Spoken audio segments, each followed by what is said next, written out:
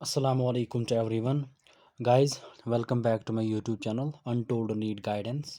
In this lecture, I will be talking about the physical and the chemical properties of the alkali metals. In the last lecture, हमने वहाँ पे discuss किया था थोड़ा बहुत introduction of the alkali and alkaline earth metals. Then after that हमने देखा था वहाँ पे atomic properties like electronic configuration, atomic and ionic radii, ठीक है, ionization energy and hydration energy, ठीक है. तो before starting the physical properties पहले कुछ इंपॉर्टेंट पॉइंट्स को जो है ना मैं यहाँ पे रिकैप्चुलेट कर रहा हूँ, ठीक है. तो इन द लास्ट लेक्चर के कुछ इंपॉर्टेंट पॉइंट्स जो है ना उनका रिकैप्चुलेशन जाएगा, ठीक है. तो यहाँ पे आपने याद रखना है कि अल्कली मेटल्स की डेफिनेशन, ठीक है, पहला पॉइंट. दूसरा पॉइंट आपने यहाँ पे याद रखना था कि अल्कली मेटल्स जो है ना ग्रुप वन एलिमेंट्स को हम अल्कली मेटल्स क्यों कहते थे, ठीक है, उसका रीज़न क्या था. दूसरा पॉइंट आपने यहाँ पे याद रखना है.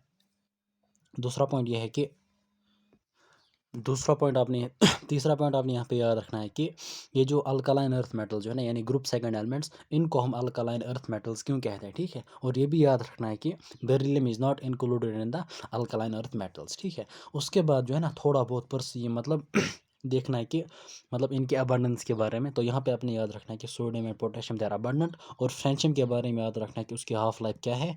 और उसके बाद जो है ना इनकी जनरल इलेक्ट्रॉनिक कन्फिग्रेशन आपने याद रखनी होगी, ठीक है, अल्कली मेटल्स की एंड अल्कलाइन अर्थ मेटल्स की, ठीक है. तो these were some important points from this page. इनको आपने बार बार रिवाइज करना है इन इंपॉर्टेंट पॉइंट्स को.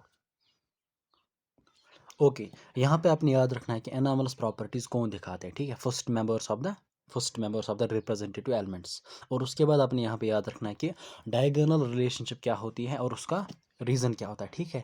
डायगोनल रिलेशनशिप जो है ना वो क्या होती है और उसका रीज़न क्या होता है. उसके बाद आपने याद रखना है कि बायोलॉजिकल फ्लूइड्स में कौन कौन से एलिमेंट्स जो है ना कौन कौन से एलिमेंट्स इन्वॉल्व होते हैं और उनकी क्या फंक्शन वहाँ पे होती है. उसके बाद जो है आपने यहाँ पे याद रखना है इलेक्ट्रॉनिक कॉन्फ़िगरेशन में जो है ये जो अल्कली मेटल्स जो है ना they are never found in the free state, और उनका रीज़न क्या है, ठीक है, उनका रीज़न क्या है वो भी याद रखना है, ठीक है. और उसके बाद जो है ना why they are considered as the most electropositive metals, ठीक है. उसके बाद जो है एटॉमिक रेडियस तो आसान है, लेकिन ये भी याद रखना है कि they have got the largest size in a particular period. उसके बाद आयनाइजेशन एंथैल्पी में आपने याद रखना है कि इनकी आयनाइजेशन एंथैल्पी क्यों लो है और इसका रीज़न जो है ना आपने यहाँ पे याद रखना है, ठीक है. उसके बाद जो है that's hydration energy. Hydration energy का ऑर्डर याद रखना है और देखना है कि मैक्सिमम किसकी है, और जिसकी मैक्सिमम होती है ना उसके साल्ट्स यानी लिथियम की मैक्सिमम होती है. तो उस वजह से जो है ना इसके साल्ट्स जो है ना दे आर मोस्टली हाइड्रेटेड. तो इसका रीज़न भी याद रखना है कि why salts of the lithium are mostly hydrated, ठीक है. Now coming to the main topic that is the physical properties of alkali metals, ठीक है, फिजिकल प्रॉपर्टीज. ओके, ऑल अल्की metals are silvery white soft and light metals, ठीक है, soft and light. उसके बाद जो है ना because of the large size these elements have low density. तो यहाँ पे आपने याद रखना है due to their large size, ठीक है, साइज मतलब हम वॉल्यूम कह सकते हैं फिलहाल, ठीक है, because density is equal to mass by volume, ठीक है. तो यहाँ पे अगर हम देखेंगे suppose due to large size they have got low density which increases down the group from lithium to caesium, ठीक है. तो पहला ऑर्डर आपने यहाँ पे याद रखना है कि डेंसिटी जो है ना इन जनरल वो क्या होती है, वो इंक्रीज होती है डाउन द ग्रुप. वो क्या होती है, increase down the group which increases down the group. लेकिन एक एक्सेप्शन आ रही है, sodium is lighter than so potassium is lighter than sodium, यानी पोटेशियम की डेंसिटी जो है ना वो कम होती है एज़ कम्पेयर टू सोडियम. तो यहाँ पे आपने जो है ना एक मतलब ये मतलब लिटिल बिट इरेगुलर ऑर्डर आ रहा है, ठीक है, यानी इन जनरल तो इंक्रीज हो रही थी, ठीक है, लेकिन यहाँ पे जो है पोटेशियम इज़ लाइटर यानी पोटेशियम की डेंसिटी कम होती है एज़ कम्पेयर टू सोडियम. इस पॉइंट को आपने याद रखना है, this is an important point, ठीक है. वहाँ पे आपको जो है ना order of density of alkali metals देना होगा. तो ऑर्डर क्या आएगा, अगर आप ऑर्डर देखोगे ना सपोज अगर मैं इंक्रीजिंग ऑर्डर दूँ तो इंक्रीज जो है ना increase down the group. Increasing order अगर मैं दूँ तो एक्सपेक्टेड ऑर्डर क्या आना चाहिए, lithium it is less than sodium, it is less than potassium, it is less than rubidium is less than caesium, ठीक है. This is the expected order from the definition that मतलब density increases down the group और maximum किसकी होगी, caesium की होगी. लेकिन यहाँ पे एक एक्सेप्शन आ रही है कि it says that potassium is lighter than sodium, यानी मतलब पोटेशियम की डेंसिटी कम होती है as compare to sodium. So actual order is lithium less than potassium less than sodium less than rubidium less than caesium. This is their actual order, ठीक है, इसको आपने याद रखना है. उसके बाद जो है ना the melting and boiling points of the alkali metals are low, indicating weak metallic bonding due to presence of only single valence electron in them. देखो यहाँ पे आपने याद रखना है कि they have got the low, देखो melting point and boiling point जो है ना, इनकी डायरेक्ट लिंक होती है किसके साथ, बॉन्डिंग के साथ। अगर बॉन्डिंग स्ट्रांग होगी between the between the atoms वगैरह एंड ऑल दैट, तो वहाँ पे जो है ना मेल्टिंग एंड बॉइलिंग पॉइंट बहुत ज़्यादा रहता है, ठीक है।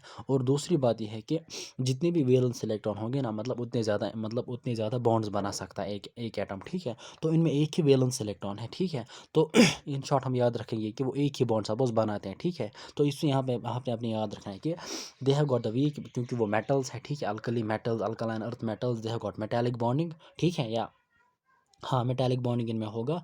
तो due to only presence of single valence electron, तो इनके जो है ना they have got the weak metallic bonding. जब वीक मेटालिक बॉन्डिंग होगी, their melting and boiling points are low, ठीक है। अब और एक इंपॉर्टेंट जो है ना, सबसे इंपॉर्टेंट पॉइंट फिजिकल प्रॉपर्टीज में जो आने वाला है, that is this. The alkali metals and their salts impart characteristic colors to oxidizing flame. अब इसका मतलब क्या होता है कि this is because of the heat from the flame excites the outermost orbital electron to higher energy level. When the excited electron comes back to the ground state, there is an emission of radiation in the visible region. तो यहाँ पे अपने in short याद रखना है कि they impart color, ठीक है। दे इम्पॉर्ट अल्कली मेटल जो है ना, they impart characteristic colour to oxidising film. तो इसका रीज़न ये होता है कि the heat from the flame, मतलब हीट फ्रॉम द फ्लेम जो है ना, उसकी वजह से क्या होता है कि ये जो आउटर मोस्ट ऑर्बिटल जो इलेक्ट्रॉन होता है ना, वो एनर्जी गेन करता है एंड वो जंप करता है टू हायर एनर्जी लेवल, ठीक है।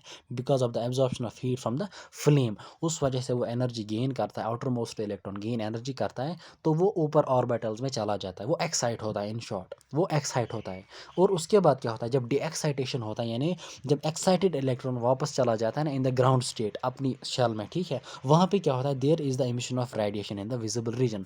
तो विजिबल रीजन मतलब यहाँ पे जो है ना, वहाँ पे वो कलर इम्पार्ट करते हैं टू द ऑक्सीडाइजिंग फ्लेम, ठीक है। अब ये तो रीज़न अपनी याद रखना है, लेकिन असल में आपने याद इस बॉक्स को रखना है, इस बॉक्स को आपने ज़रूर याद रखना है कि मतलब कौन सा एलिमेंट कौन सा कलर इम्पार्ट करता है, ठीक है, कौन सा मेटल कौन सा कलर इम्पार्ट करता है, ठीक है। तो लिथियम जो है ना, it's crimson red, sodium is yellow, potassium is violet, rubidium is red violet and caesium is blue, ठीक है। अब इनकी वेव लेंथ जो है ना, ये उतनी इंपॉर्टेंट नहीं है, लेकिन इनका भी ऑर्डर आप याद रखोगे, ठीक है, वेवलेंथ का ऑर्डर, लेकिन वो मैं आपको अभी बोलूँगा।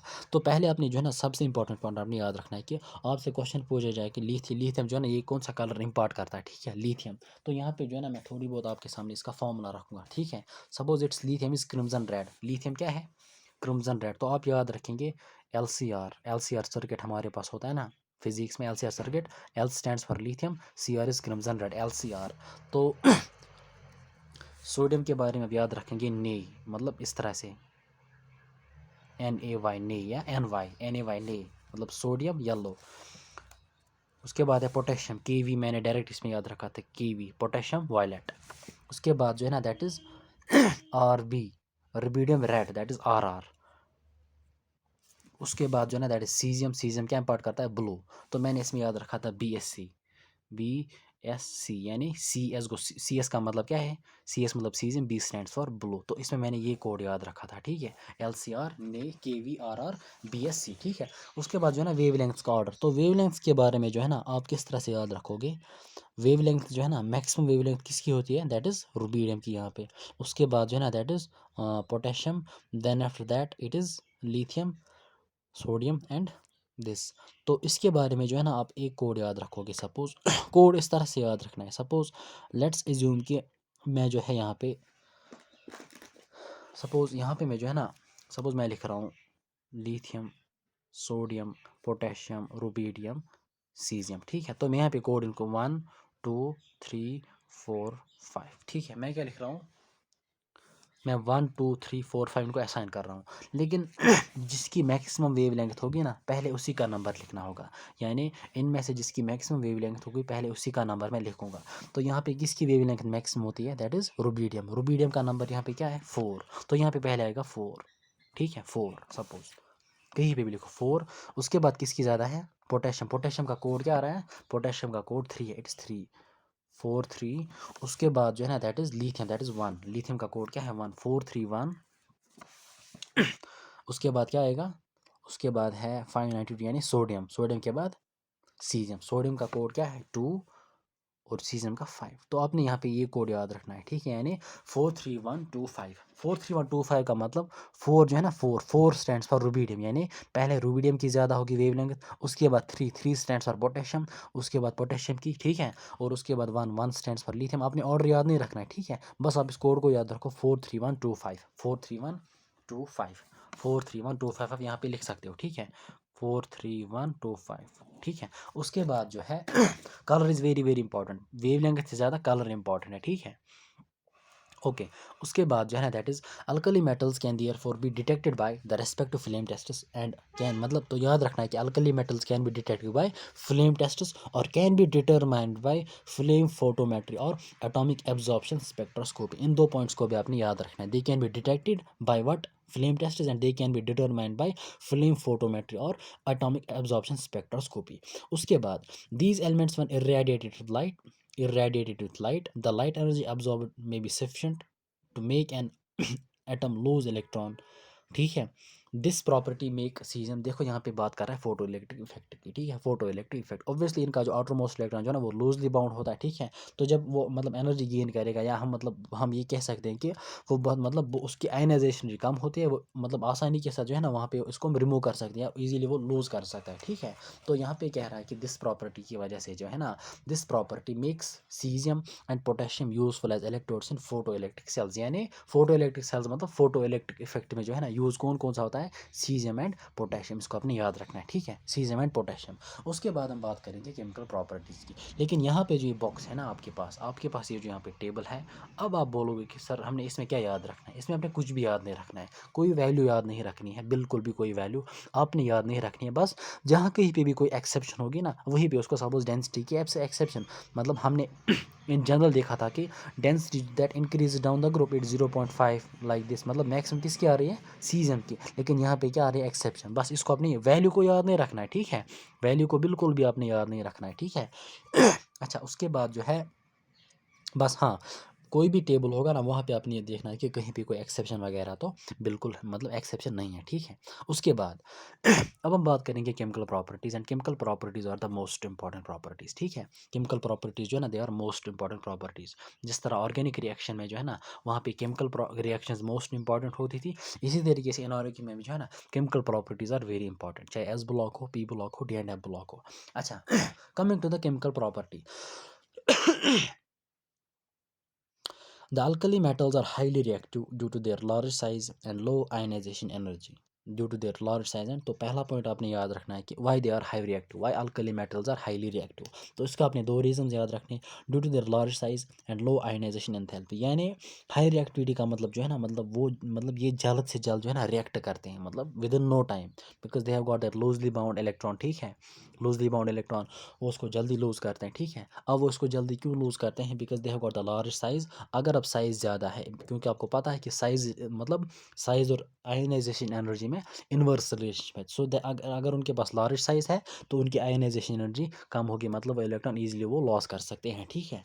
अच्छा, तो ये रहा रीज़न किसका, हाईली रिएक्टिव होने का। उसके बाद आपने याद रखना है कि the reactivity of this metals increases down the group. तो रिएक्टिविटी का ऑर्डर आपने याद रखना है for alkali metals, reactivity increases down the group. इसको आप सेपरेटली नोट करना, ठीक है, सेपरेटली नोट करना, the reactivity of alkali metals increases down the group, ठीक है। अब उसके बाद जो है ना बहुत सारी रिएक्शन है, सपोज एक है रिएक्टिविटी टुवर्ड्स एयर, उसके बाद है रिएक्टिविटी टुवर्ड्स वाटर, फिर liquid ammonia and all that.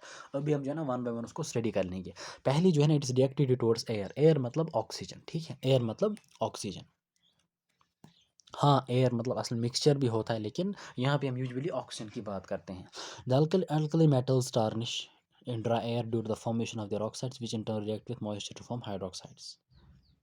मतलब क्या है कि ये मतलब यहाँ पे क्या बोल रहा है, alkali metals tarnish in dry air, यानी जब ऑक्सीजन के साथ रिएक्ट करते हैं क्या बनाते हैं, ऑक्साइड्स। तब उसके बाद ऑक्साइड्स जब मॉइस्चर यानी वाटर के साथ रिएक्ट करते बनाते हैं हाइड्रोक्साइड्स, ठीक है। तो ये इंपॉर्टेंट पॉइंट नहीं है, फिलहाल जो है ना हम याद रखेंगे। They burn vigorously in oxygen forming oxides, they refers to alkali metals, यानी they react with oxygen vigorously, और क्या बनाते हैं वहाँ पे, ऑक्साइड्स, ठीक है। सो और reacting with oxygen they form oxides. अब कौन कौन सा मतलब कौन एलिमेंट कौन सा मेटल कौन सा ऑक्साइड बना रहा है वो इंपॉर्टेंट यहाँ पे, ठीक है। तो इन इन जनरल आप याद रखो दे रिएक्ट विथ ऑक्सीजन और एयर एंड बनाते हैं वहाँ पे ऑक्साइड्स। लिथियम, अब ये इंपॉर्टेंट पॉइंट आने वाला है, लिथियम क्या बना रहा है, सोडियम क्या बना रहा है, और बाकी मतलब बाकी जो है ना बाकी मेटल्स, बाकी एलिमेंट्स ग्रुप से मगर अल्कली मेटल्स के बाकी मेटल्स क्या बनाते हैं, ठीक है। तो lithium forms monoxide, sodium forms peroxide and other metals form super oxide. तो यहाँ पे हमें पता चला कि there are 3 types of oxides. एक होते हैं नॉर्मल ऑक्साइड या मोनोऑक्साइड, मतलब नॉर्मल ऑक्साइड, ठीक है, नॉर्मल ऑक्साइड। उसके बाद होते हैं, देखो ये कह रहा है ना मोनोऑक्साइड, आप यहाँ पे लिख सकते हो नॉर्मल ऑक्साइड, नॉर्मल ऑक्साइड जो हर एक एलिमेंट बनाता है। उसके बाद है पेरोक्साइड, उसके बाद है सुपर ऑक्साइड, ठीक है। अब ये मोनोऑक्साइड क्या होता है, अभी हम देखेंगे यहाँ पे monoxide, super oxide and peroxide होते क्या है, ठीक है। लेकिन यहाँ पे एक पॉइंट कह रहा है कि the super oxides O2 negative. चलो पहले हम देखेंगे कि इनके ऑक्साइड्स क्या होते हैं। सपोज यहाँ पे लिथियम क्या, बैलेंसिंग की बात छोड़ो फिलहाल, बैलेंसिंग की बात छोड़ो। Lithium reacts with oxygen, it forms Li2O. Li2O is the normal oxide or monoxide, ठीक है, Li2O। उसके बाद सोडियम जो है ना, it reacts with sodium, it forms Na2O2, ठीक है, Na2O2, this is peroxide। उसके बाद है super oxide, that is MO2 and M can be potassium, rubidium and caesium.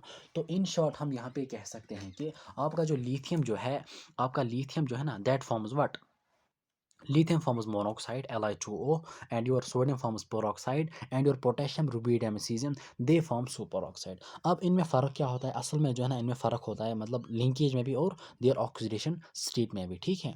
तो फिलहाल जो है ना आप यहाँ पे डायरेक्टली मतलब आई थिंक आप डायरेक्टली याद रखो, आई थिंक, चलो ठीक है कोई बात नहीं। चलो पहले मैं आपको ये पॉइंट यहाँ पे बोलता हूँ, लेकिन याद रखना मतलब कौन सा एलिमेंट कौन सा ऑक्साइड बना रहा है, ठीक है। यहाँ पे मैं आपको बोलूँ, एक पॉइंट आपने याद रखना है कि जो जो कि यहाँ पे दिया है नेक्स्ट पेज पे, लेकिन यहीं पे मैं आपको बोलूँगा stability of the super oxide, stability of what, the क्या कह रहा है, कहाँ पे है, the increasing stability of peroxides पर, अच्छा ठीक। देखो स्टेबिलिटी ऑफ पेरोक्साइड, ठीक है, stability of what, stability of peroxides and superoxides जो होती है ना, वो इंक्रीज होती है डाउन द ग्रुप। अगर मैं स्पेशली सुपर ऑक्साइड्स की बात करूँ, सुपर ऑक्साइड्स जो है ना, सुपर ऑक्साइड जो है ना, they are mainly formed by potassium, rubidium and caesium. और obviously as compare to sodium and as compare to lithium, potassium, rubidium and caesium जो है ना, इनके आयंस का साइज ज़्यादा होगा। अगर हम बात करेंगे ना आयनिक रेडियस, ठीक है, या ionic size down the group मतलब ऑब्वियसली इंक्रीज होता है। तो हम देख सकते हैं कि सुपर ऑक्साइड यानी सुपर ऑक्साइड जो है ना हमारे पास, सुपर ऑक्साइड, तो इनमें जो है ना दे आर मतलब usually formed by potassium, rubidium and caesium. तो इनकी stability down the group increase क्यों हो रही है, यानी the main reason for the stability of the super oxide जो कि डाउन द ग्रुप इंक्रीज होती है, उसका रीज़न ये होता है कि ये जो super oxide ion it's O2 negative, it's what, it's O2 negative. आपका जो सुपर ऑक्साइड जो है ना, इनमें इस पे जो ऑक्सीजन होता है ना, it is represented by O2 negative, ठीक है, O2 नेगेटिव। मैं आपको अभी बोलूँगा कि तीनों ऑक्साइड्स में जो है ना ऑक्सीडेशन स्टेट वगैरह क्या होता है, लेकिन फिलहाल आप याद रखो यहाँ पे द सुपर ऑक्साइड जो है ना, super oxide ion O2 negative is stable only in presence of large cations such as potassium, rubidium and caesium. यानी इन शॉर्ट आपने याद रखना है कि ये जो सुपर ऑक्साइड आयन जो है, it is only stabilized by the large cations, it is only stabilized what, by large cation. That's why कि डाउन द ग्रुप जो है, अब किस तरह से स्टेबल कर रहा है, हमें उसके साथ कुछ भी नहीं है, ठीक है। अब लार्ज कैटाइन किस तरह से मतलब इस O2 नेगेटिव यानी सुपर ऑक्साइड को स्टेबलाइज कर रहे हैं, हमें उसके साथ बिल्कुल भी कुछ नहीं है। बस हमने याद रखना है कि मतलब सुपर ऑक्साइड आयन जो होता है ना, it is stabilised by the large cation मतलब mainly by potassium, rubidium and caesium. That's why कि down the group stability of the super oxide जो है ना, दैट इंक्रीजेज, ठीक है। अब सपोज चलो पहले मैं ये पॉइंट आपके साथ शेयर करूंगा, then after that I will be talking about मतलब इनकी ऑक्सीडेशन स्टेट वगैरह होती क्या है, ठीक है। In all these oxides in all these oxides in all these oxides the oxidation state of the alkali metal is +1। ये आपने हमेशा याद रखना है, चाहे पेरोक्साइड हो, सुपर ऑक्साइड हो या नॉर्मल ऑक्साइड या मोनोऑक्साइड हो, ठीक है। Oxidation state of alkali metal remains always constant, that's +1, ठीक है। यहाँ पे एक इंपॉर्टेंट एक्सेप्शन आ रही है, दैट इज लिथियम। एक्सेप्शंस को आप जो है ना सेपरेटली नोट भी कर सकते हो एक्सेप्शंस को, ठीक है। Lithium shows exceptional behaviour in reacting directly with sodium, यानी इन एडिशन टू ऑक्सीजन। मैंने आपको पहले ही बोला कि एयर इज मिक्सचर, लेकिन नॉर्मली हम ऑक्सीजन की बात करते हैं, लेकिन यहाँ पे लिथियम जो है ना, obviously air contains mixture of gases, वहाँ पे नाइट्रोजन भी होगा, ऑक्सीजन भी होगा एंड अदर गैसेस भी होंगे। लेकिन लिथियम जो है ना इन एडिशन मतलब ऑक्सीजन के रिएक्ट कर मतलब करने के अलावा जो है, ये डायरेक्टली रिएक्ट किसके साथ करता है, नाइट्रोजन के साथ, नाइट्रोजन ऑफ द एयर। और वहाँ पे बनाता है नाइट्राइड, क्या बनाता है, नाइट्राइड। असल में जो है ना नाइट्राइड जो है ना, इट इज़ इसकी फार्मूला क्या है Li3n एज वेल, यानी Li3n is the formula of lithium nitride. देखो यहाँ पे जो है अगर आप देखोगे सपोज नाइट्राइड जो है ना, nitride ion it is represented by N3 negative, ठीक है, N3 नेगेटिव जो है ना, इससे हम रिप्रेजेंट क्या करते हैं नाइट्राइड। अब सपोज लिथियम जो है ना, मतलब उनकी क्या होती है, दे have got only +1 oxidation state, lithium positive. अब यहाँ पे अगर आप देखोगे 3 नेगेटिव, यानी फिर यहाँ पे 3 लिथियम की ज़रूरत पड़ेगी, ठीक है। दैट्स वाई कि हम यहाँ पे लिख देते हैं Li3n। अब मैं अभी बोलूँगा इंशाल्लाह कि हम किस तरह से कंपाउंड्स की फॉर्मूला लिख लेते हैं, ठीक है। अभी मैं आपको बोलूँगा, और मतलब अभी मैं बोलूँगा कि सुपर ऑक्साइड, पर ऑक्साइड एंड ऑक्साइड में वगैरह ऑक्सीजन स्टेट होता क्या है, ठीक है। पहले मैं इस पॉइंट को क्लियर करता हूँ। यानी हम कह सकते हैं कि लिथियम जो है ना वो ऑक्साइड भी बनाता है और नाइट्राइड भी बनाता है। अच्छा, because of their high reactivity towards air and water, alkali metals are normally kept in kerosene oil. तो यहाँ पे आपने याद रखना है कि why alkali metals are stored in kerosene oil. In short, because of their high reactivity towards air and water. Because of their high reactivity towards and water, alkali metals are normally kept in kerosene oil, ठीक है। अब यहाँ पे जो है ना मैं आपको थोड़ा बहुत बोलूँगा ऑक्साइड, पर ऑक्साइड एंड सुपर ऑक्साइड के ऑक्सीडेशन स्टेट के बारे में, ठीक है। सपोज हमारे पास है lithium oxide Li2, lithium oxide के लिथियम मोनोऑक्साइड भी कह सकते हो। मैं लूँगा उसके बाद एग्जांपल पोरोक्साइड NaOH2 की, उसके बाद पोटेशियम सुपर ऑक्साइड, ठीक है, क्योंकि पोटेशियम हो, रुबिडियम और सीजियम हो। अगर हम इनको जो है ना ऑक्सीजन के देखेंगे ना, ऑक्सीजन पे क्या स्टेट आ रहा है, ऑक्सीजन स्टेट अब याद रखेंगे फिलहाल चार्ज ऑन दैट एटम, फिलहाल ठीक है, चार्ज ऑन दैट एटम, क्योंकि ऑक्सीडेशन स्टेट का कॉन्सेप्ट जो है ना वो रेडॉक्स रिएक्शन में आ रहा है। फिलहाल अब यहाँ पे याद रखो ऑक्सीडेशन स्टेट, यानी ऑक्सीडेशन स्टेट या ऑक्सीडेशन नंबर कहिए या इन शॉर्ट कहिए चार्ज ऑन दैट आयन, ठीक है। तो यहाँ पे अगर आप देखोगे अल्कली मेटल जो है ना, मतलब they are mostly monopositive, they form, मतलब वो रेडली क्या करते हैं, वो उस इलेक्ट्रॉन को लूज करते हैं, दे गिव यूनिपॉजिटिव और मोनोपॉजिटिव आयंस, ठीक है। तो यहाँ पे अगर हम इसको ब्रेक करेंगे हमें क्या मिलेगा, बिकॉज यहाँ पे लिथियम के 2 एटम्स हैं, ठीक है, तो वी विल गेट ट्वाइस, मतलब 2 टाइम्स। चलो ठीक है, हम बैलेंस नहीं करेंगे, तो यहाँ पे आपको मिलेगा मतलब लिथियम पॉजिटिव, यहाँ पे क्या मिलेगा आपको लिथियम पॉजिटिव और OH2 नेगेटिव। याद रखना यूजुअली जो है ना, मैंने आपको पहले ही बोला कि ऑक्सीजन जो है ना इसकी वैलेंसी 2 होती है, ठीक है, इसकी वैलेंसी क्या होती है, टू टू होती है, ठीक है। वैलेंस इलेक्ट्रॉन तो 6 होती है, लेकिन वैलेंसी क्या होती है 2। तो नॉर्मल ऑक्साइड्स में जो है एक ऑक्सीजन एटम पे जो है ना, इस पे जो है ना ऑक्सीडेशन स्टेट क्या आ रहा है 2 नेगेटिव, ठीक है, 2 नेगेटिव नॉर्मल ऑक्साइड्स में, ठीक है। एक oxygen atom, it is single atom. लेकिन पेरोक्साइड की बात करेंगे ना, it exist as O2 2 negative. याद रखना this is the existence of peroxide ion, यानी जहाँ कहीं भी आप पेरोक्साइड देखोगे ना वहाँ पे ऑक्सीजन जो है ना, oxygen it exist O2 2 negative. अगर यहाँ पे अगर आप देखोगे इट्स यहाँ पे 2 मोल्स किसके हैं, यानी 2 एटम्स किसके ऑक्सीजन के, और 2 पे क्या चार्ज आ रहा है 2 नेगेटिव, तो एक एटम पे क्या आएगा O नेगेटिव, ठीक है, O नेगेटिव। लेकिन this is your what, this is your normal oxide या monoxide, this is your what peroxide O2 2 negative. उसके बाद है सुपर ऑक्साइड में होता है O2 नेगेटिव, ठीक है, व्हाट O2 नेगेटिव। अगर आप देखोगे 2 ऑक्सीजन एटम्स पे क्या है चार्ज है -1, तब एक के पे आएगा, एक पे आएगा -1/2, ठीक है ना। तो बात समझ आ रही है। तो असल में आपने ये इन तीनों को आपने याद रखना है, दिस इज नॉर्मल ऑक्साइड और monoxide, this is peroxide, this is super oxide, ठीक है। तो तो यहाँ पे अगर आप देखोगे ना सुपर ऑक्स हर एक के केस में जो है ना it will exist Li positive Na positive K positive, ठीक है, Li positive Na positive K positive Cs positive. हर एक ऑक्साइड में जो है ना इसका ऑक्सीजन स्टेट फिक्स रहा है, दैट्स पॉजिटिव। बाकी इनका चेंज हो रहा है, ठीक है। इसमें जो है ना एक एटम पे क्या आ रहा है, एक एटम पे 2 नेगेटिव, एक एटम पे -1 और एक एटम पे -1/2, ठीक है। And they exist main as O2 negative, O2 2 negative and O2 negative, ठीक है, O2 -1 O2 2 negative and O2 negative, ठीक है। सो दिस वाज अबाउट मतलब this was about what oxygen state of the oxides. उसके बाद मैं और एक पॉइंट आपके साथ शेयर करूंगा, लेकिन उससे पहले यहाँ पे एक क्वेश्चन दिया जा रहा है, what is the oxidation state of K, what is the oxygen state of K in KO2। तो इनडायरेक्ट देखो यहाँ पे रीजन दिया गया है नहीं दिया, लेकिन आपने ऊपर पढ़ा कि oxidation state of the alkali metals in all the 3 oxides is +1, ठीक है। तो आप लिख सकते हो इट इज K पॉजिटिव। लेकिन यहाँ पे रीजन भी बोल रहा है, the super oxide species is represented as O2 negative, ठीक है, since the compound is neutral therefore the oxidation state of potassium is +1, ठीक है। तो ऑब्वियसली बात है ना, देखो अगर यहाँ पे सपोज KO2 है, मैं इसको जो है ना सपोज अगर मैं इसको ब्रेक करता हूँ it will act as K positive and O2 negative, ठीक है। यहाँ पे पॉजिटिव चार्ज, यहाँ पे नेगेटिव चार्ज, ओवरऑल जो है ना जब ये कंबाइन होंगे तो न्यूट्रल कंपाउंड बनेगा, ठीक है। तो न्यूट्रल के केस में जो है ना नेट चार्ज ऑन मतलब net charge on cation and net charge on A9 वो सेम होना चाहिए, ठीक है। Net positive charge and net negative charge, उसके बाद जब वो कंबाइन होंगे वो नेट प्लस नेट माइनस जो है ना एक दूसरे को कैंसिल आउट कर लेंगे, तो आपका कंपाउंड जो है ना वो न्यूट्रल केस आएगा वापस, ठीक है। तो आपने इन शॉर्ट यहाँ पे याद रखना है कि इट्स के पॉजिटिव, ठीक है। उसके बाद और एक पॉइंट जो है ना एक एडिशनल पॉइंट मैं आपके साथ शेयर करूंगा कि हम किस तरह से जो है ना हम किस तरह से फार्मूला मतलब एक कंपाउंड की फार्मूला लिख लेते हैं, ठीक है। अगर हमारे पास उसके आयंस दिए गए हों हम किस तरह से उसकी फार्मूला लिख लेते हैं, ठीक है। तो यहाँ पे मैं आपके साथ एक इंपॉर्टेंट पॉइंट शेयर करूँगा, लेकिन उससे पहले जो है ना आपको ये चीज़ पता होना चाहिए कि नॉर्मली नॉर्मली मतलब नॉर्मली जो है ना मतलब अगर मैं बात करूँ नॉर्मली जो है ना एक एटम पे क्या होती है, सपोज एक एटम पे नॉर्मल में क्या चार्ज आता है, ठीक है। सपोज अगर मैं मतलब वो that comes from valency, that comes from what that comes from valency. Suppose अगर मैं बात करूँ सपोज लेट अस सपोज कि ग्रुप वन एलिमेंट्स की बात करते हैं, ग्रुप वन, ठीक है, अल्कली मेटल्स की ग्रुप वन की बात करते हैं, उसके बाद जो है ना ग्रुप सेकंड की बात करते हैं, उसके बाद ग्रुप थर्ड फोर्थ सॉरी 13 14 15, ठीक है, 15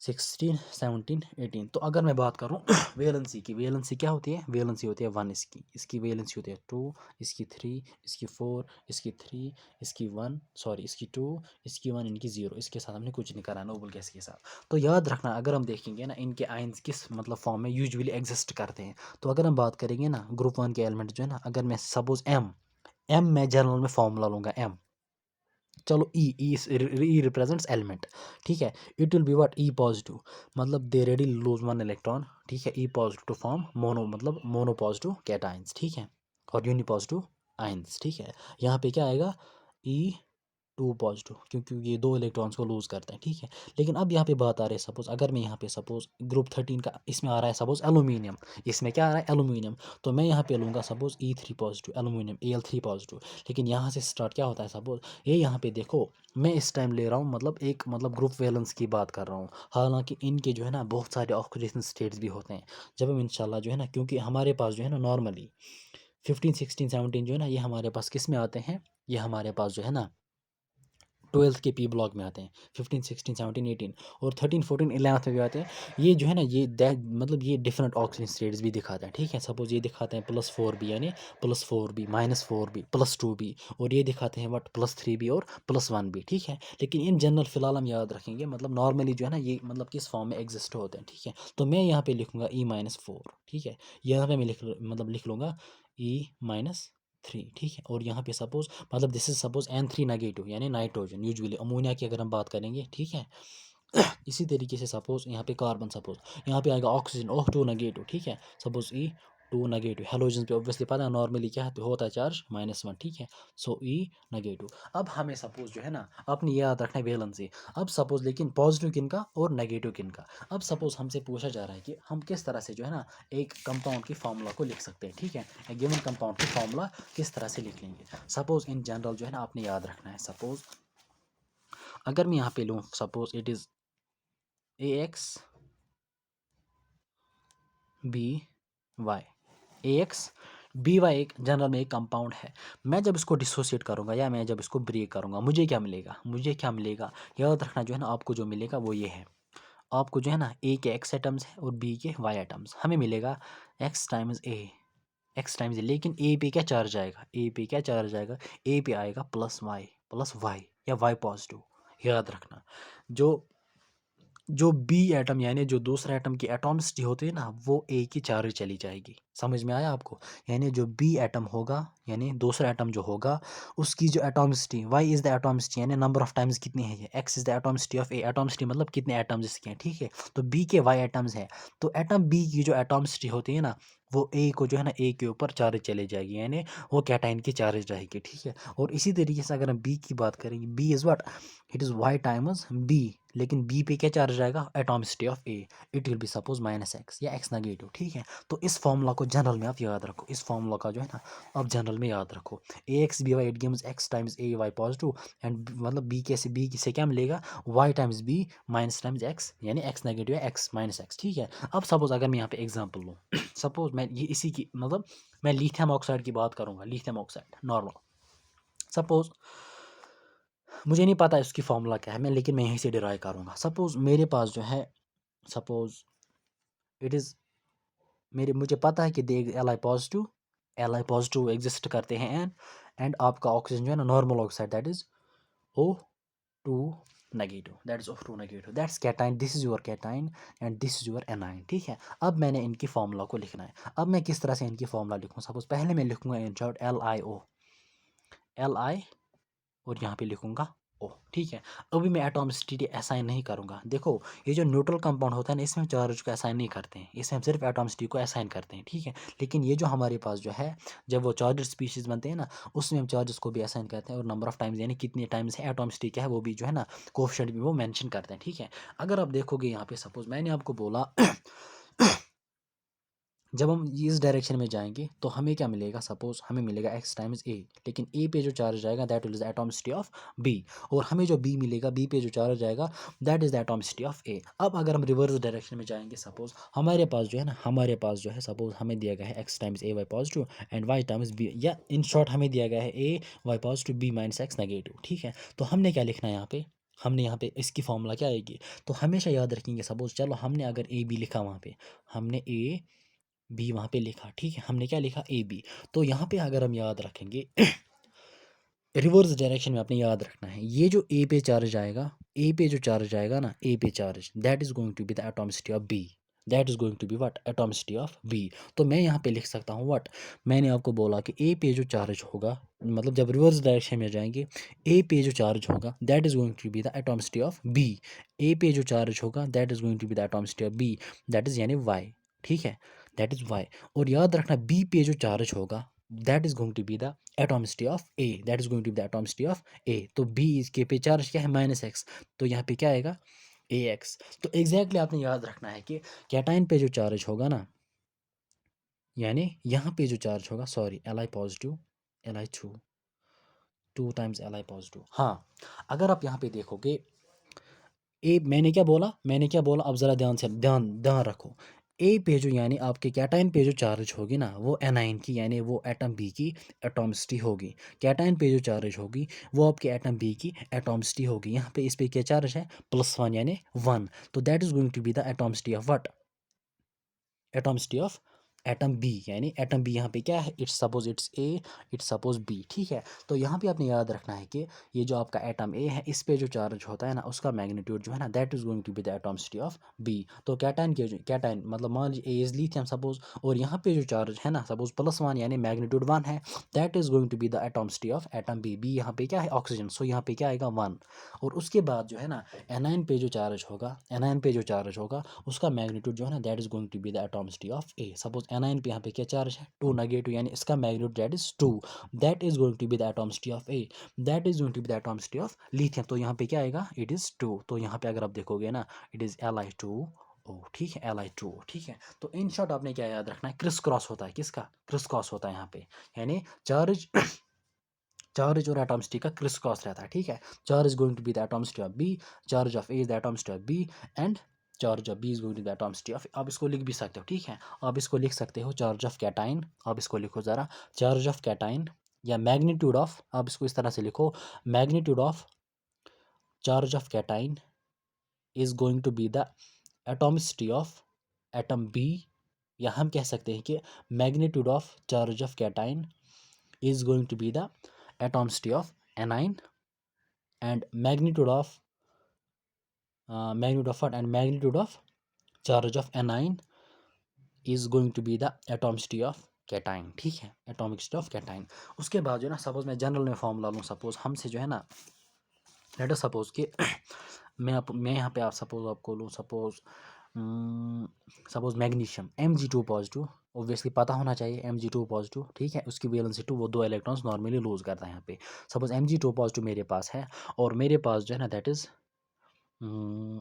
फॉस्फेट आयन। फॉस्फेट आयन जो है ना, इट्स PO4 3 नेगेटिव एग्जिस्ट करता है। ठीक है, फॉस्फेट जो है ना, फॉस्फेट आयन, ये एग्जिस्ट करता है in the form of PO4 3 negative, because अगर हम देखेंगे ना phosphoric acid, it is H3PO4। जब ये तीन प्रोटॉन्स को जो है ना बाहर निकलते हैं, यहाँ पे थ्री प्रोटॉन मतलब 3 पॉजिटिव। ठीक है, तो 3 पॉजिटिव बाहर, यहाँ पे क्या आएगा? 3 नेगेटिव। ठीक है, सो फॉस्फेट एंड Mg2 पॉजिटिव। हमसे पूछा जा रहा है कि what is going to be the formula of magnesium phosphate. Magnesium phosphate की फॉर्मूला क्या आएगी? ठीक है, तो मैं क्या करूँगा, मैं लिखूँगा डायरेक्टली पहले Mg, उसके बाद जो है दैट इज PO4, ठीक है। This suppose this your A, this is your B। आपने क्या स्टेटमेंट लिखा, magnitude of charge of cation, magnitude of charge of cation is going to be the atomicity of anion. So magnitude of charge of cation is going to be the atomicity of what? Anion. Atomicity of anion. Anion हमारे पास क्या है? Phosphate है। तो magnitude of charge of cation that is 2. So it is going to be the atomicity of anion, that's 2. तो मैं यहाँ पे इसको ब्रैकेट में लूँगा। जब पॉलीएटॉमिक आयन होगा ना, उसको ब्रैकेट में लिया जाएगा, ठीक है, उसको ब्रैकेट में लिया जाएगा। उसके बाद magnitude of charge of anion, magnitude of charge of anion is going to be the atomicity of cation, ठीक है। magnitude of charge of what? anion is going to be the atomicity of cation। so यहाँ पे क्या है, it's 3 negative, मतलब magnitude आएगा 3, so it is Mg3, यानी it's A3B2। so यहाँ पे जो है ना मैग्नीशियम फॉस्फेट की formula that is Mg3PO4 whole twice. अगर आप इसको डिसोसिएट करोगे ना, that is going to be 3 times Mg2 positive plus 2 times PO4 3 negative, ठीक है। तो नेट चार्ज विल बी 3 2 ज़ार 6 प्लस 6 एंड 2 3 ज़ार what -6 plus 6 -6 cancel, your neutral compound will be back. So this was about the this was about the formula of compounds, हम किस तरह से लिख लेते हैं, ठीक है। तो इसके लिए इन शॉर्ट आपने याद रखना है valency and their charge. Suppose Na positive, Mg2 positive, Al3 positive, O2 negative, N3 negative, ठीक है, F नेगेटिव, ठीक है, एंड C4 नेगेटिव। सपोज इस तरह से इनको याद रखना है। उसके बाद याद रखना है कि मैग्नीट्यूड ऑफ कैटायन क्या रहेगा एंड मैग्नीट्यूड ऑफ एनायन क्या रहेगा, ठीक है। ओके, चलो हम आगे बढ़ते हैं यहाँ से। इसके बाद है that is the reactivity towards water, ठीक है, reactivity towards water. Okay, the alkali metals react with water to form hydroxide and dihydrogen. Dihydrogen मतलब हाइड्रोजन गैस, ठीक है। तो इन शॉर्ट आपने याद रखना है कि अल्कली मेटल्स जो है ना, जब हम उनको वाटर के साथ ट्रीट करते हैं ना, हमें क्या मिलते हैं, हाइड्रोक्साइड्स वहाँ पे मिलते हैं, ठीक है। हाइड्रोक्साइड यानी वहाँ पे बेस बनती है, ठीक है। एक होता है एसिड, एक होता है बेस। यूजुअली हाइड्रोक्साइड जो है ना, हाइड्रोक्साइड हमारे पास जो है ना, they act as mainly bases, ठीक है, with the liberation of hydrogen gas. तो ऑब्वियसली जो है ना, अब आप सपोज यहाँ पे बोलोगे सर अल्कली मेटल हाइड्रोक्साइड जो है ना, उनकी फॉर्मूला क्या होगी, अल्कली मेटल हाइड्रोक्साइड जो है उनकी फॉर्मूला क्या होगी। तो आपको पता होगा कि अल्कली मेटल जो है ना, they exist as M positive, और हाइड्रोक्साइड आयन जो है ना, इसकी फॉर्मूला होती है व्हाट, नेगेटिव, ठीक है, OH नेगेटिव। तो यहाँ पे आपने कुछ भी नहीं देखना है, हमेशा याद रखेंगे जब चार्ज यानी जब मैग्नीट्यूड ऑफ चार्ज सेम होगा ना, वो डायरेक्टली कंबाइन हो जाएंगे, ठीक है, इट्स MOH। यानी अगर हम बात करेंगे सोडियम हाइड्रोक्साइड, ठीक है, पोटेशियम हाइड्रोक्साइड, तो वहाँ पे आपने कुछ नहीं सोचना है। तो यहाँ पे एक चीज़ याद रखना है कि जब magnitude of charge on cation and magnitude of charge on anion बिल्कुल सेम होगा, ठीक है, it's positive it's negative, unipositive uninegative, ऐसा इनको छोड़ो, ठीक है। तो वहाँ पे डायरेक्टली जो है ना एटॉमिसिटी 1 1 रहेगी, सेम रहेगी। अच्छा, with the liberation of hydrogen gas, it may be noted that although lithium has most negative electrode potential, table 10.1। अब ये electrode potential क्या होता है, इसको हम इंशाल्लाह electrochemistry में देख लेंगे। फिलहाल आप इसको ऐसे याद रखो, ठीक है। Its reaction with water is less vigorous than that of sodium, which has the least negative value of, एक सेकंड ऑफ वेट करो, which has least negative value of among the alkali metals। This is behavior of lithium is attributed, एक second. यहाँ पे जो है ना, इसने जो है ना इलेक्ट्रोड पोटेंशियल की बात की। अब आप बोलोगे कि सर हमें इलेक्ट्रोड पोटेंशियल के बारे में कुछ भी नहीं पता, ठीक है, लेकिन यहाँ पे बिल्कुल घबराने की बात बिल्कुल भी नहीं है। मैं आपको जो है ना, यहाँ पे आप बोल रहे होंगे कि सर हमने इलेक्ट्रोड पोटेंशियल को नहीं पढ़ा है, वो क्या होता है। तो यहाँ पे बिल्कुल भी घबराने की ज़रूरत नहीं। मैं आपको मतलब बोलूँगा कि यहाँ पे कोई टिपिकल पॉइंट नहीं है कि बस वो समझ नहीं आएगा, बस आपने याद रखना है थोड़ा सा कि क्या होता है यहाँ पे, ठीक है। तो इट सेज दैट कि देखो, अगर हम इस बॉक्स को फिर से देख लेंगे, इस टेबल को फिर से देख लेंगे ना, यहाँ पे अगर आप देखोगे, this is what, this is standard potential. असल में जो है ना, ये जो इलेक्ट्रोड पोटेंशियल होता है ना, इलेक्ट्रोड पोटेंशियल एक्चुअल में होता है रिडक्शन पोटेंशियल। हमारे पास होते हैं ना दो तरह के potential, oxidation potential and reduction potential. मतलब ये जो इलेक्ट्रोड पोटेंशियल जो है ना, ये असल में होता है रिडक्शन पोटेंशियल। क्योंकि यार आप यहाँ पे देखोगे ना, it's M positive to M। देखो, अगर हम किसी भी रिएक्शन की बात करते हैं ना, अगर हम बात करते हैं सपोज, अगर मैं आपको यहाँ पे बोलूँ सपोज एक छोटा सा पॉइंट, लेट अस सपोज कि हमारे पास कोई आयन है M पॉजिटिव, और ये कन्वर्ट होता है into what, it gets converted into M। तो हम कह सकते हैं कि देखो, इसका चार्ज क्या हो गया है, यहाँ पे चार्ज खत्म, मतलब चार्ज तो यहाँ पे नहीं है, यहाँ पे क्या है, चार्ज है। इट मीन्स कि इसने जो है ना, इसने एक इलेक्ट्रॉन को गेन किया है, ठीक है। ऑब्वियसली जो है ना, कैटायन जो है ना, it is deficient of electrons. यहाँ पे इसने इलेक्ट्रॉन को गेन किया है और इसने क्या बनाया है, M। And this process is called what, यानी जब इलेक्ट्रॉन गेन होता है, एडिशन ऑफ इलेक्ट्रॉन जो है ना, gain of electron is called reduction, और ऑक्सीडेशन होता है लॉस ऑफ इलेक्ट्रॉन। तो यहाँ पे क्या है, this process is what, reduction, यानी m पॉजिटिव स्लैश m, यानी this process is what, this is reduction, ठीक है। दैट्स वाई कि यहाँ पे जो है ना असल में ये जो इलेक्ट्रोड पोटेंशियल होता है ना, it is actually reduction potential. अब यहाँ पे हमारे पास 5 स्पीशीज हैं, lithium, sodium, potassium, rubidium, caesium. अगर आप देखोगे ना, मोस्ट नेगेटिव किसका है, यानी हाईएस्ट नेगेटिव किसका है, दैट इज फॉर लिथियम, ठीक है। और उसके बाद जो है ना, highest negative is for lithium and least negative is for sodium, it is minus 2.7, it's 2.9, 2.9, 2.9। तो highest negative is for lithium and least negative is for sodium। फिलहाल आप इसको मतलब ऐसे ही याद रखो कि lithium has got maximum, क्यों हो मतलब इसका रीज़न भी क्या है वो मैं आपको अभी बोलूँगा, लेकिन इलेक्ट्रोड पोटेंशियल जो है ना, इंशाल्लाह हम इसको इलेक्ट्रोकेमिस्ट्री में अच्छे से डील कर लेंगे। लेकिन यहाँ पे जो है ना आपने क्या याद रखना है वो मैं आपको बोलूँगा। देखो अब रिएक्शन विथ वाटर जब हम बात करते हैं ना, इट सेज दैट कि ये जो लिथियम होता है ना, ये उतना जल्दी वाटर के साथ रिएक्ट नहीं करता है विथ रेस्पेक्ट टू सोडियम, ठीक है। सोडियम के कंपैरिजन में जो है लिथियम की रिएक्शन विथ वाटर जो है, it is less vigorous, it is less vigorous than sodium, यानी it is less reactive as compare to sodium towards water. इसका रीजन ये है कि लिथियम से इट सेज दैट कि lithium has got the highest negative value of reduction potential और electrode potential, and sodium has got least negative among alkali metals, ठीक है। अच्छा, अब यहाँ पे ये जो बोल रहा है ना, this behaviour of lithium is attributed, यानी दिस बिहेवियर, कौन सा बिहेवियर, यानी बिहेवियर का मतलब यहाँ पे मतलब इसका मोस्ट नेगेटिव जो है ना, ये किस वजह से आ रहा है, इसका मतलब इसका ये रीज़न है कि लिथियम का जो मैक्सिमम नेगेटिव इलेक्ट्रोड पोटेंशियल आ रहा है ना, maximum negative among alkali metals, उसका रीज़न ये है कि it has got the small size and very high hydration energy, ठीक है। ये अपनी रीज़न याद रखना है कि लिथियम का जो है हाईएस्ट नेगेटिव इलेक्ट्रोड पोटेंशियल क्यों आ रहा है, उसका रीज़न आपने याद रखना है, ठीक है। क्योंकि अगर एग्जामिनर क्वेश्चन पूछेगा वो डायरेक्ट यही पूछेगा कि lithium has got highest negative, उसका रीज़न ये है कि it has got highest hydration energy और it has got small size. अच्छा, उसके बाद other metals of the group react explosively with water, यानी अदर मेटल्स, लिथियम के बगैर जितने भी एलिमेंट्स या जितने भी मेटल्स हैं ना, दे रिएक्ट एक्सप्लोसिवली, यानी वो जल्दी जल्दी रिएक्ट करते हैं किसके साथ, वाटर के साथ। अच्छा, they also react with proton donors such as alcohol, gases, ammonia and alkynes, ठीक है। याद रखेंगे जो है ना, देखो, यानी दे रिएक्ट, यानी अल्कली मेटल्स जो है ना, they also react with alcohol, gases, ammonia and alkyne. और याद रखेंगे these three species are here proton donors, ठीक है। यानी हम कह सकते हैं कि यानी अल्काइन जो है ना, वो वहाँ पे वहाँ पे जो है ना, अल्काइन अल्काइन का जो हाइड्रोजन ट्रिपल बॉन्ड कार्बन के साथ जुड़ा होगा, दैट विल बी एसिडिक, वो वहाँ पे क्या देगा, H पॉजिटिव। इसी तरीके से अल्कोहल में जो है ना आपको क्या मिलेगा, सपोज अगर हम अल्कोहल की बात करेंगे ना, ROH जनरल फॉर्मूला क्या है, इट्स ROH, तो आपको मिलेगा यहाँ पे it is RO negative plus H positive, ठीक है। इसी तरीके से जो है ना गैसेस, अमोनिया, अमोनिया भी आपको देगा सपोज प्रोटॉन डोनर, ठीक है। हाँ, हम आगे देख लेंगे कि प्रोटॉन एक्सेप्टर, मतलब अमोनिया में भी जो है ना वो प्रोटॉन एक्सेप्टर जो है ना, इट इज़ बोथ, अमोनिया जो है ना ये प्रोटॉन को डोनेट भी करता है और एक्सेप्ट भी करता है। सपोज अगर मैं यहाँ पे आपको बोलूँ how is it proton donor, suppose हमारे पास नॉर्मली क्या है, अमोनिया, अमोनिया अगर सपोज हम मान लीजिए इसने प्रोटॉन को डोनेट किया, जब इसने प्रोटॉन को डोनेट किया ना, it forms what, NH2 negative और प्रोटॉन, ठीक है। और जब ये प्रोटॉन एक्सेप्ट एक्ट करता है ना, मतलब प्रोटॉन ये गेन करता है, एक्सेप्ट करता है, इट फॉर्म्स NH4 पॉजिटिव, ठीक है। So ammonia acts as both proton donor, यानी यहाँ पे जो है ना it will act as proton donor, तो बनाएगा NH2 नेगेटिव, जब एक्सेप्टर होगा it will form NH4 positive, ठीक है। तो इन शॉर्ट आपने याद रखना है कि alkali metals they also react with proton donors, ठीक है। उसके बाद रिएक्टिव टुवर्ड्स हाइड्रोजन, जब हाइड्रोजन के साथ रिएक्ट करते हैं ना metals, they form usually what, metal hydride, metal hydride. और याद रखेंगे जो है ना, हाइड्राइड्स जो है ना, हाइड्राइड्स मेटल हाइड्राइड्स में जो है हाइड्रोजन पे जो ऑक्सीडेशन स्टेट या चार्ज जो है ना, that is negative.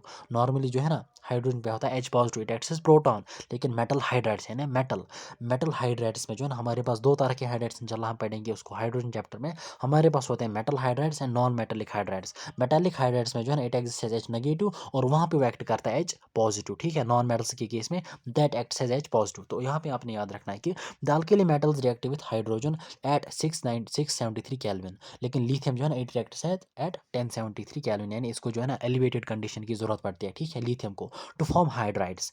All alkali metal hydrides are ionic solids with high melting points. याद रखना कि ये जो मेटल हाइड्राइड्स होते हैं ना, अल्कली मेटल हाइड्राइड्स या alkaline metal hydrides, they are ionic solids, they are ionic in nature, ठीक है, they are ionic in nature with high melting points, with high melting points, ठीक है। अच्छा, यहाँ पे मैंने एक पॉइंट मेंशन किया है कि रिएक्टिविटी टुवर्ड्स हाइड्रोजन, ठीक, दैट इज सीजियम रूबिडियम। ये तो ऑब्वियसली बात है कि अल्कली मेटल्स की रिएक्टिविटी डाउन द ग्रुप क्या क्या होती है, इंक्रीज, चाहे वो हाइड्रोजन की तरफ हो, वाटर की तरफ हो, किसी भी की तरफ हो, that is when that increases down the group, ठीक है। तो यहाँ पे आपने याद रखना है कि दे आर, मतलब they are ionic, and hydrogen की ऑक्सीजन स्टेट जो है ना, it is usually negative in case of metal hydrides, ठीक है। उसके बाद जो है, हाँ, अब इसका आयनिक नेचर क्या होता है उसको हम इंशाल्लाह हाइड्राइड्स में देखेंगे, हाइड्रोजन में, ठीक है। अब यहाँ पे जो है react towards halogens. Halogens, alkali metals readily react vigorously with halogens to form ionic halides. Ionic halides, आपने मोस्ट कॉमन एग्जांपल जो है ना, that is sodium chloride, lithium chloride, ठीक है, पोटेशियम क्लोराइड, सीजियम क्लोराइड, ठीक है। तो याद रखना, दे रिएक्ट विथ हैलोजन्स रेडिली, ठीक है, टू फॉर्म आयोनिक हैलाइड्स, यानी हम कह सकते हैं कि दीज हैलाइड्स जो है ना, M X is for halogens, ठीक है। These are usually ionic in nature. लेकिन ये यहाँ पे पॉइंट एक मेंशन कर रहा है, and it's very important, however lithium halides are somewhat covalent. तो यहाँ पे एक इंपॉर्टेंट पॉइंट आने वाला है जो कि मैं आपके साथ शेयर करूंगा, ठीक है। It's covalent. It is because of the high polarization capability of the lithium ion. ये polarization क्या होता है? Polarization जो है, that is the distortion, इसने यहाँ पे mention किया है, the distortion of electron cloud of anion by cation is called polarization. इसको अपने डेफिनेशन को याद रखना है, ठीक है। पोलराइजेशन की डेफिनेशन जो है ना, ये जो एनाइन का जो इलेक्ट्रॉन क्लाउड है, जब वो डिस्टॉर्ट होगा, डिस्टॉर्शन जो है ना, बाय कैटाइन, दिस प्रोसेस को हम कहते हैं पोलराइजेशन। और दूसरा होता है पोलराइजिंग पावर क्या होता है? It is the tendency of cation to distort the electron cloud of A9.